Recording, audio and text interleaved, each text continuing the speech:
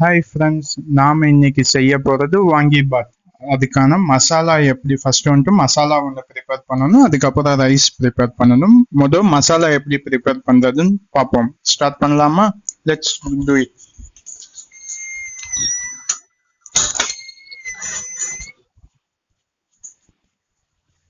அடுப்பை பற்ற வச்சாச்சு.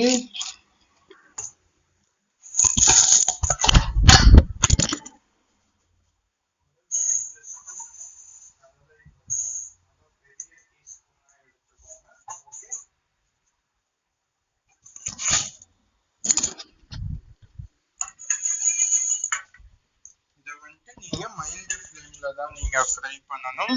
பெரிய ஃப்ளேம் வச்சா இதாயிரும்.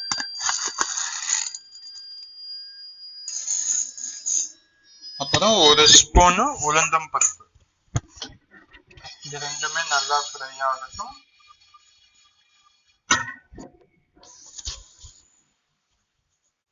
ஓகே, கடலை பருப்பும் உளுத்தம் பருப்பும் ஃப்ரை ஆயிடுச்சு. அடுத்து நாம தனியா ஒரு 2 ஸ்பூன் சேர்த்துக்கிறோம்.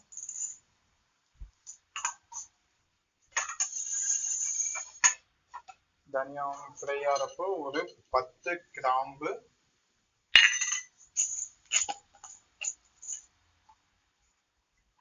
ஒரு ஸ்பூனுக்கு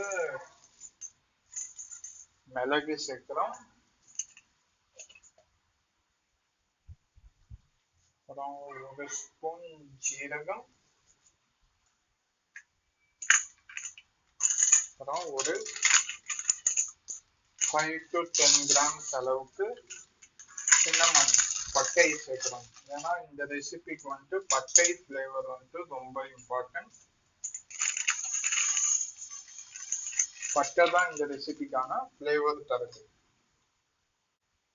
எல்லா இன்கிரீடியன்ட்டும் ஃப்ரை ஆனதும் அதுல ஒரு அரை மூடி துருவின தேங்காய் வந்துட்டு யூஸ் பண்ணிக்கிறோம். பிகாஸ் இது வந்துட்டு ஒரு கொங்கணி ரெசிபி. தேங்காய் எதுக்காக ஆட் பண்ணிருக்கோம்னா இது ஒரு கொங்கணி ரெசிபி, அதுக்காக தேங்காய் வந்துட்டு ஆட் பண்ணிருக்கோம். ஒரு அரை மூடி தேங்காய். இதை நீங்க ஃப்ரை பண்றதுனால இந்த இது தேங்காய் வந்துட்டு சீக்கிரம் கெட்டு போகாது. பிளஸ் இதை வந்துட்டு நீங்க ஒரு நல்லா ஏர் க்ளோஸ்டு கண்டெய்னர்ல யூஸ் பண்ணீங்கன்னா ஒரு 6 மந்த்ஸுக்கு வந்துட்டு நீங்க 3 மந்த்ஸுக்கு இந்த பவுடரை வந்துட்டு நீங்க யூஸ் பண்ணலாம். இந்த தேங்காவும் நல்லா ஃப்ரை ஆகட்டும். நல்லா ப்ரௌனிஷா ஃப்ரை ஆகணும் தேங்காய், அது வரைக்கும் நல்லா ஃப்ரை பண்ணணும். ஓகே, தேங்காவும் நல்லா ஃப்ரை ஆயிடுச்சு. இப்போ இதை தனியா எடுத்து வச்சிடலாம்.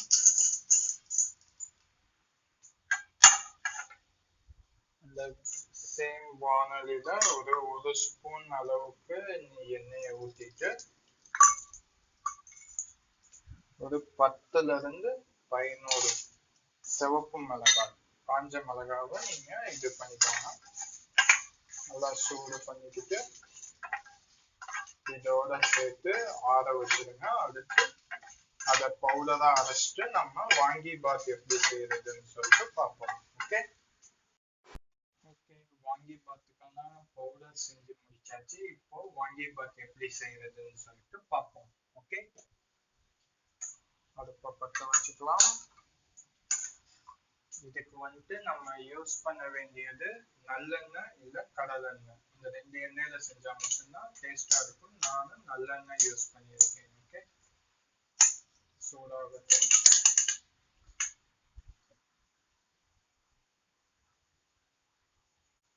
ஓகே, எண்ணெய் சூடாயிடுச்சு. இப்போ இதுல ஒரு ஸ்பூன் கடுகு, ஒரு கொத்து கருவேப்பிலை,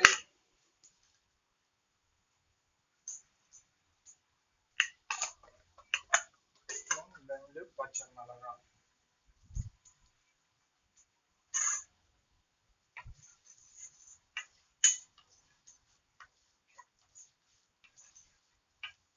இந்த ஃப்ரை ஆகிறப்போ நல்லா ஒரு கை அளவுக்கு வேர்க்கடலை. ஏன்னா வேர்க்கடலை வந்து இதுக்கு ரொம்ப ஃப்ளேவர்ஃபுல்லா சூப்பரா இருக்கும்.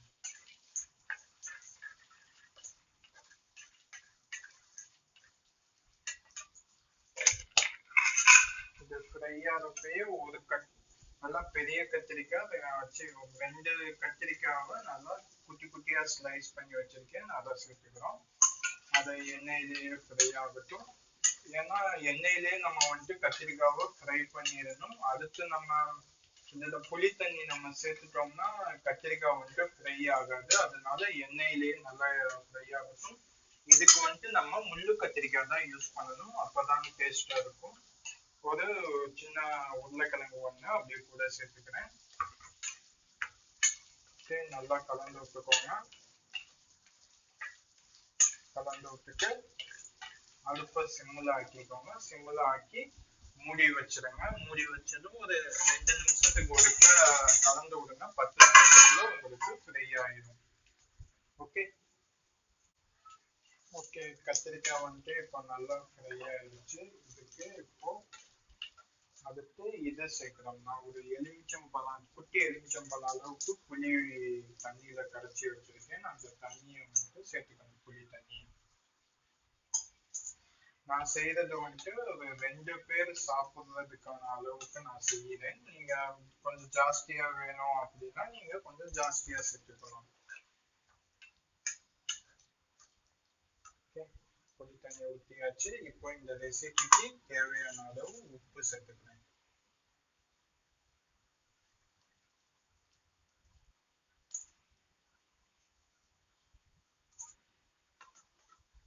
உப்பு சேர்த்ததுக்கு அப்புறம் ஒரு சின்ன பீஸ் வெல்லம் இதுல சேர்த்துக்கணும்.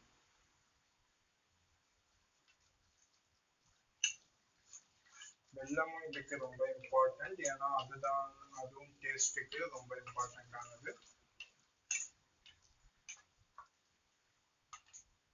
சரி, இந்த டைம்ல ஒரு சின்ன டீஸ்பூன் அளவுக்கு இது பெருங்காயத்தூள் சேர்த்துக்கலாம்.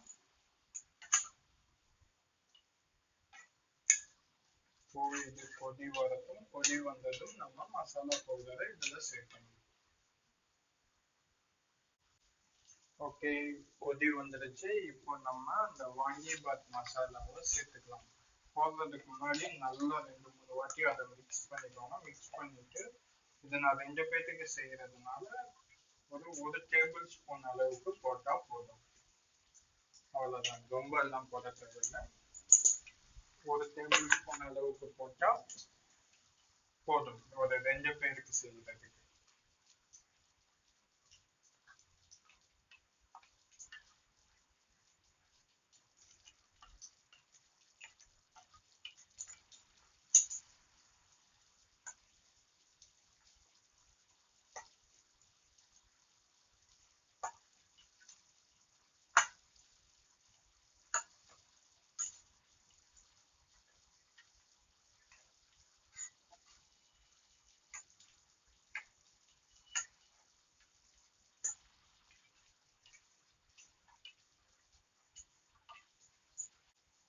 நல்லா கெட்டியா ஆகிற ஸ்டேஜ்ல அடுப்பை வந்து சிம்ல வச்சுக்கோங்க. அதுக்கு நான் இது ஒயிட் ரைஸை வந்து வேக வச்சு வச்சிருக்கேன். அந்த ஒயிட் ரைஸை இதுல சேர்த்துக்கலாம்.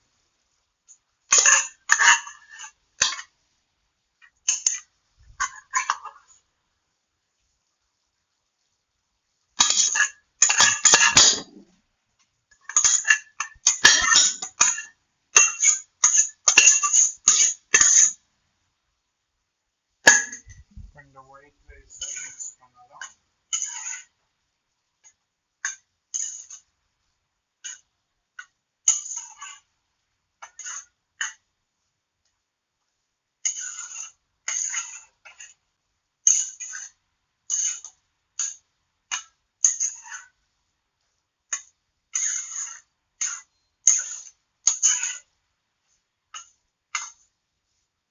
நல்லா கட்டி கட்டி இல்லாத அளவுக்கு நல்லா உடச்சி வச்சு கலந்து விட்டுக்கோங்க.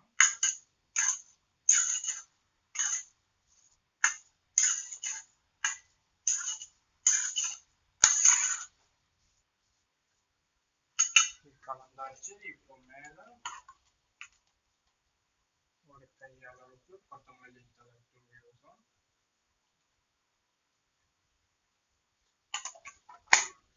அடுப்பை ஆஃப் பண்ணிடலாம்.